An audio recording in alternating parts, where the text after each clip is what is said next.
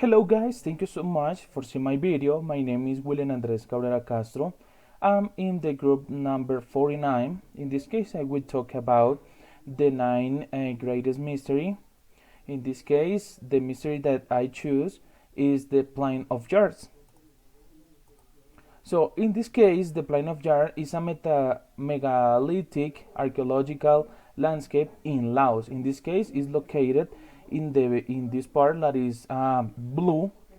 In Laos, it consists of thousands of stone jars scattered throughout the highland, valleys, and lower foothills of the central plain of the Xiangwan Plateau.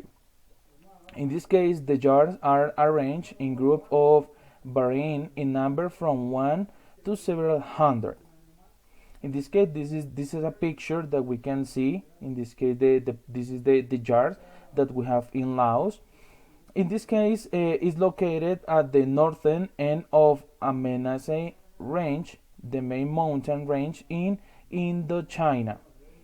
Um, Also, this is a other picture that we have. In this case, this is a jar that is really big, and other are small and medium.